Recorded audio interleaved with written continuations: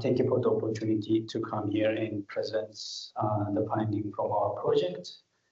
The project is accelerating the adoption of area-wide integrated crop management in vegetable, onion, and potato growing regions. So David has presented in terms of how it's becoming hard to maintain some of the chemicals that has been effective over the past many years.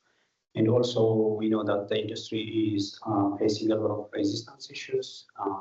Market requirements are increasing. Cost of these inputs are also growing. So farmers individually trying to manage pest and disease, they can at the farm level. But the question I'm trying to ask here is that how other activities next to your farm is also affecting the biosecurity risk as well. So this project was led by CSIRO, funded by Hort Innovation, and also there are other teams I would like to acknowledge from New Zealand Bioeconomy Science Institute, who have been working with us in Tasmania and South Australia to get some of these insights. So the regions that we partner with is mainly VegNet and Potato Lake, because this is not about physical research, this is social science research, trying to understand more of area-wide integrated crop management or integrated pest management.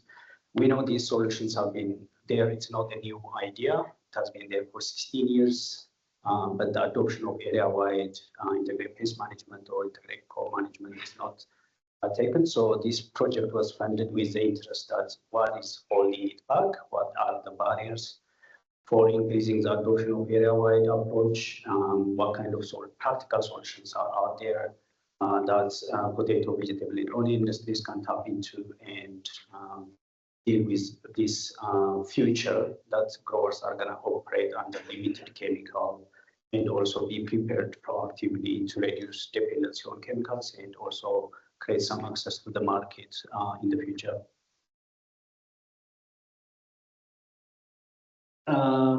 Why area-wide integrated crop management may be matter? Because we are thinking that farming landscape resilience for example, in Victoria growing region or in Tasmania or South Australia, we are thinking that building this resilience to pest, increased pest disease and weed incursion can be built not by the farm level action that we only take, but also it depends on the collective actions we are taking at the landscape level. So this is mainly because potato disease or vegetable disease and weeds are not limited in a farm level. They run through different farms. There is limitations to manage pest disease and weeds at the farm by farm level. Boundary crossing threats, so some of the pests are moving. That's why Zara was urging us to have a biosecurity plan in place to ensure that any pest incursion can be protected from other farms as well. So there is a rising input cost and market pressure. So the goal for us is to really not develop any new solutions, but trying to understand what are the barriers and what could be done around increasing or accelerating the adoption of area-wide management. And with this project over the last 12 months, we managed to get industry stakeholders, including growers, agronomists, and other researchers in the region to come together and discuss on collectively around these issues. So what we have done over the last 12 months, which is a 12-month project, is that we were trying to find out actions that promote cross-industry collaborations for resilient farm at the landscape level. So you can see this is a Tasmania potato farm.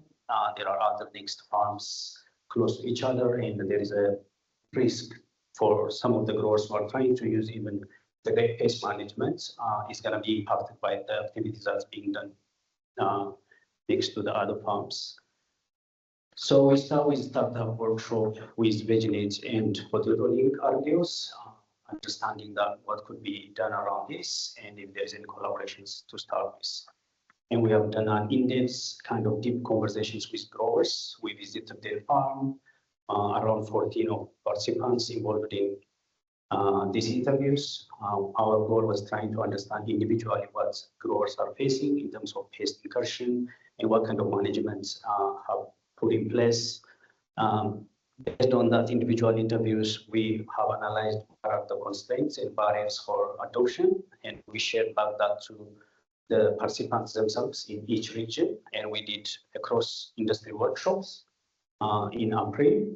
And then we want them to really reflect on the findings from the interviews and also validate, but they were also prioritizing which ones are the major issues for Tasmania and which ones are the major issues for South Australia.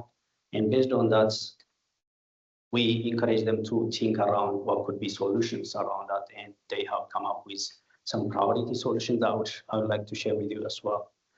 So we did a sense-making webinar in June to share some of the findings, including with Western Australia, where potato, onion, and vegetables are growing as well, to reflect on from their side of things as well. And then finally, what we can expect from this project is some of the detailed reports around what are the constraints identified in Tasmania, South Australia, and what are the possible practical solutions that has been suggested for cross-industry coordination. So for Tasmania, maybe most of you are already aware of what the region overview looks like. It's a diversified mixed farming system, a few major packhouse supply fresh markets, but processor dominated for key crops such as potatoes. There is evolving supply relationships. Growers supply multiple packhouse processors. There is a lot of machineries moving in the farm around the northern side of Tasmania. And there's layered advisory networks. Processors have their own advisory agronomists, and VegNet Potato Link are providing advice. There are independent agronomists also advising. So you can imagine there might be some mixed kind of messaging in terms of managing some of the pest incursions. So the key constraints that the growers and the industry stakeholders have identified is that there is a lot of research being done, but not all of them are translated into practical solutions to guide some practice change. Regulations are more covering also existing chemical use. There's some of the alternatives that's out there in terms of biologicals are expensive as well, and some of them are also very tough to register to be available to growers.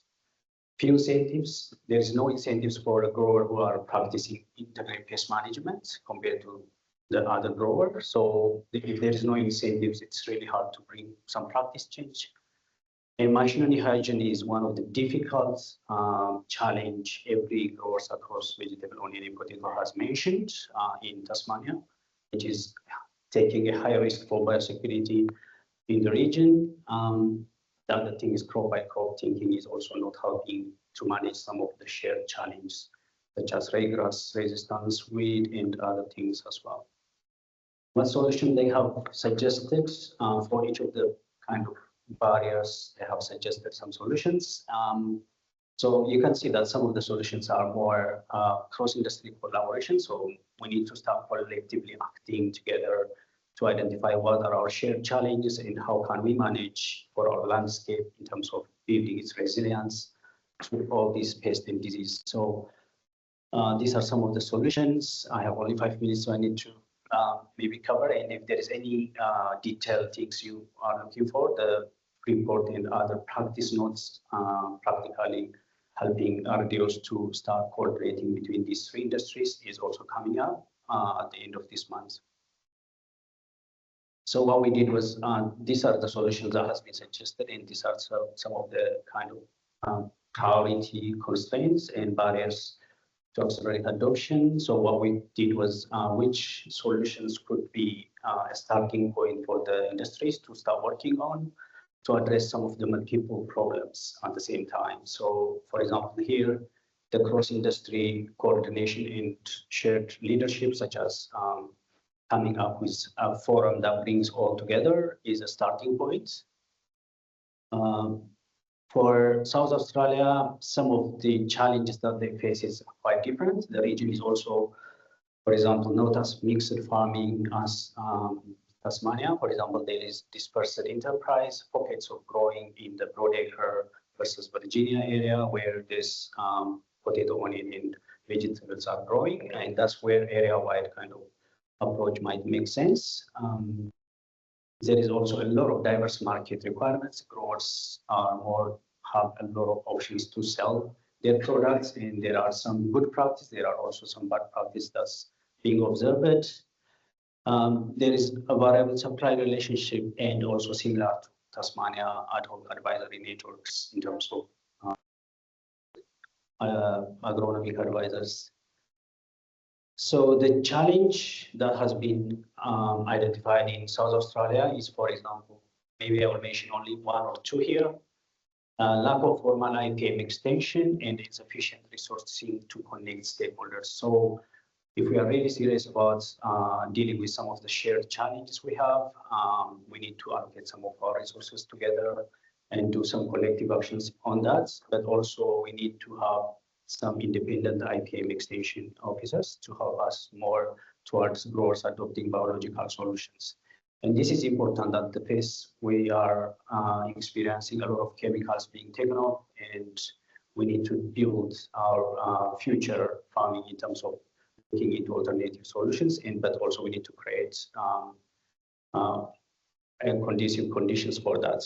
Currently, if a grower, some of you have maybe adopted IPM, and you will be punished by adopting IPM instead of being rewarded, because if a ladybug is found on a potato or tomato and supplied to Coles or Woolworths, they will reject that. Maybe that's because you have used IPM approach, some beneficials have been seen, and there is a huge market and levers here in terms of dealing with what can we do around that in terms of, for example, supplying organic, there is non-organic. Can we have something labeled as IPM products that the industry might look? So this needs a kind of feasibility study as a next step in terms of what we are trying to suggest for innovation. We already said that, for example, change in pest management is more triggered by crisis when there is some incursion that we try to do some collective actions. Otherwise, mostly we are dealing with existing practice.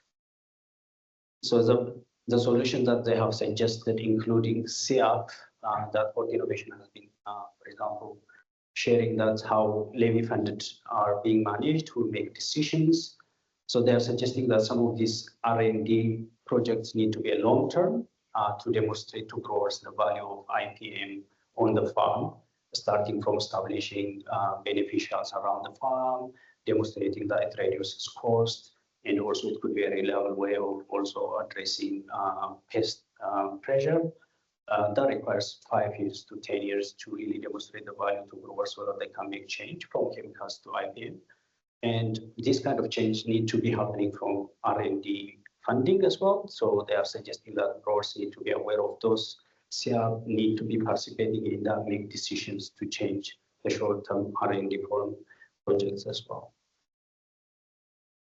So we did the same thing for South Australia, and cross collaborations in local cross-industry coordination is one of the things that can be done to address most of these challenges. I think with this, I finish my presentation. Thank you.